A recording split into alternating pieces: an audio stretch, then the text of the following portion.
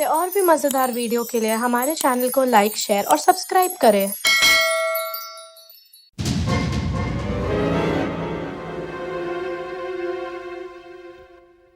सारा बंगला खाली पड़ा है।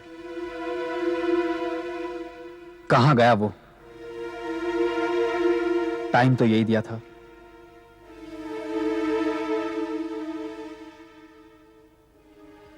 देखता हूं कहीं अंदर तो नहीं है।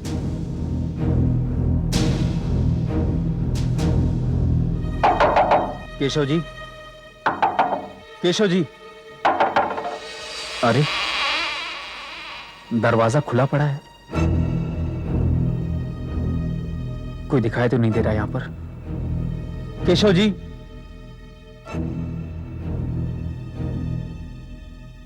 चलो आ जाएंगे। थोड़ी देर इंतजार कर लेता हूं।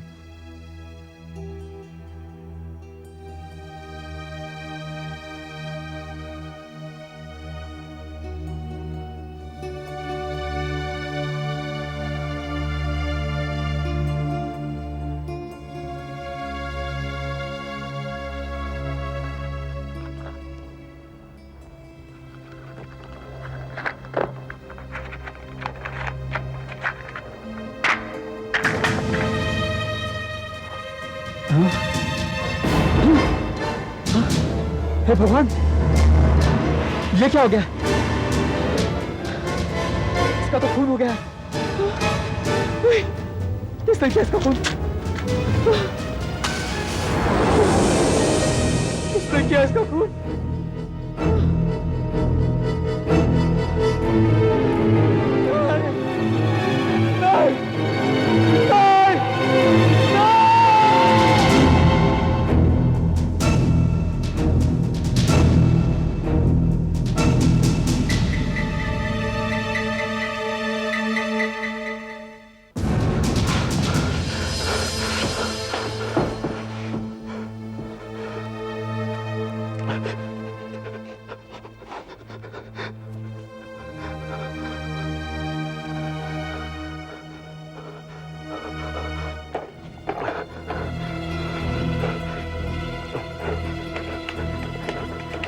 तो उसका कल जाके पता लगा सुधाकर।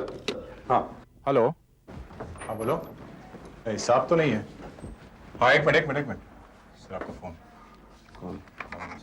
हेलो, एसीपी प्रद्युमन यहाँ। एसीपी साहब मैं सोमेश कुमार बोल रहा हूँ साहब आपको याद है साहब? सोमेश कुमार? सोमेश कुमार नाम तो कुछ जाना पहचाना लगता है। मैं सब डॉलर का धंधा करता हूँ साहब। वो सब ब्लैक मार्केट में सब। एक बार साहब आपने साहब मुझे पकड़ा भी था ना साहब, अंदर कर दिया था। वो सब मारो होटल के बाहर साहब। 2 साल पहले साहब। हाँ 2 साल पहले साहब, पहचाना आपने साहब? सोमेश कुमार, याद आया। फिर से पकड़ा गया क्या? नहीं साहब नहीं, आज दूसरी बात है साहब। वो क्या है ना सर, मैं एक आदमी से मिलने गया था आज। केशव नाम था उसका, केशव। उसको डॉलर चाहिए साहब बाहर भेजने के लिए, इसीलिए उसके घर गया था साहब। 14 नंबर सोहराब सोसाइटी। लेकिन साहब उसका किसी ने खून कर दिया साहब। खून? हाँ साहब, मगर वो खून मैंने नहीं किया साहब। हाँ साहब, मैं वहां गया जरूर था साहब, और आपको साहब 1-2 जगह मेरी उंगलियों के निशान भी मिल जाएंगे साहब, लेकिन वो खून मैंने नहीं किया साहब। आपको तो मालूम है साहब, मैं छोटे मोटे गलत काम करता रहता हूँ साहब, लेकिन वो खून मैंने नहीं किया साहब। हाँ साहब, मैंने खूनी को देखा साहब। तुमने खूनी को देखा? हाँ साहब, मैंने खूनी का चेहरा देखा साहब। कौन है वो? साहब वो खूनी साहब, वो खूनी साहब। Hello hello hello hello hello. लगता है कट हो गया।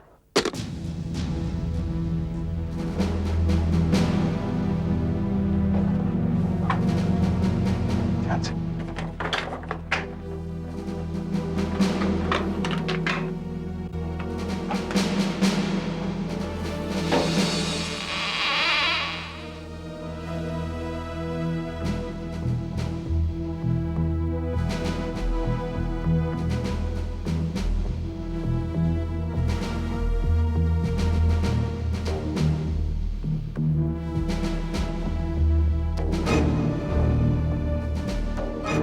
और यहां पड़ी है।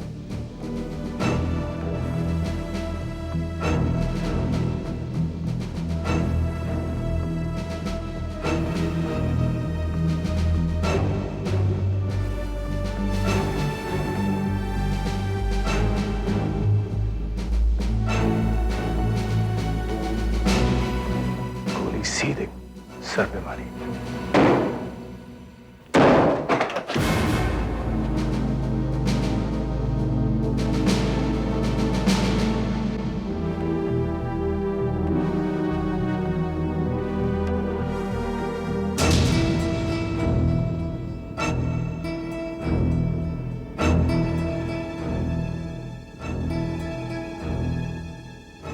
हाथ में पिस्तौल, अपने आप गोली मार ली।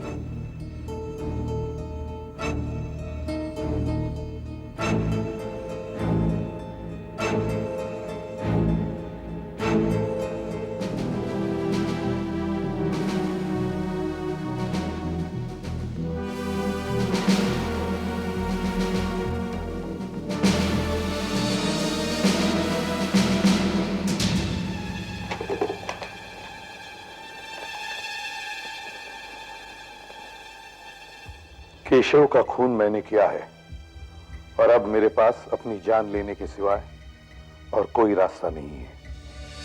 सोमेश,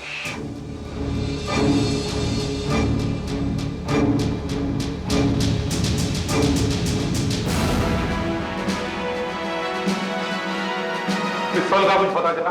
विदाउट लाइसेंस है सर, उसका कोई रिकॉर्ड ही नहीं है। कुछ समझ में नहीं आ रहा। सोमेश ने पहले एसीपी साहब को फोन करके केशव के खून की रिपोर्ट दी, फिर फोन कट जाता है और सोमेश ने आत्महत्या कर ली। मुझे तो लगता है पहले सोमेश ने केशव का खून किया और फिर इल्जाम से बचने के लिए एसीपी साहब को फोन करके अपनी अजीबोगरीब कहानी सुनाई। अगर सोमेश ने आत्महत्या ही करनी थी तो उसने लाइन कटने का नाटक क्यों किया? उसे फोन ही नहीं करना चाहिए था। डॉक्टर सोलंकी की फोरेंसिक रिपोर्ट आने दो, सब कुछ साफ हो जाएगा। देखिए एसीपी साहब, ये इस बॉक्स में ये कॉटन भरा हुआ है। अब जब इस पिस्टल में से गोली चलेगी और यहां हिट करेगी तो इस कॉटन की वजह से बॉक्स से बाहर नहीं जा सकती है और हम बहुत आसानी से इसमें से गोली निकाल सकते हैं, राइट? मतलब अब आप इस पिस्टल से गोली फायर करेंगे और देखेंगे कि जिन गोलियों से केशव और सोमेश की मौत हुई वो इसी पिस्टल में से फायर हुई है या नहीं, है ना? एग्जैक्टली। अब आप लोग थोड़ा पीछे हट जाइए। देखिए मैं भी इतनी दूर से इसे खींच रहा हूं क्योंकि गोली का पता नहीं कहीं इधर उधर चली जाए तो। आइए। डॉक्टर साहब, इतनी छोटी गोली इस बॉक्स में मिलेगी क्या? अरे आप देखिए, क्यों नहीं मिलेगी, जरूर मिलेगी। ये देखिए, यहाँ इसमें ये छेद है, इसका मतलब गोली यहाँ नहीं मिल सकती है। तो फिर? एक मिनट जरा ढूंढते हैं।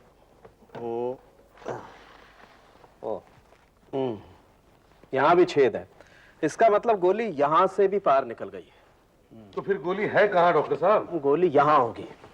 कहीं बाहर तो निकल नहीं गई? अरे नहीं नहीं, बाहर नहीं निकली होगी, गोली इसमें होगी, यहाँ। अच्छा। क्या हुआ? गोली मिल गई।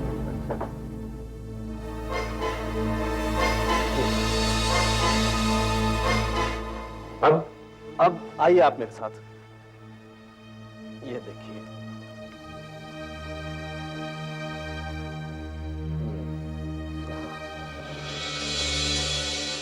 यहां देखिए, आपको इस गोली पर कुछ निशान दिखाई देंगे। देखिए,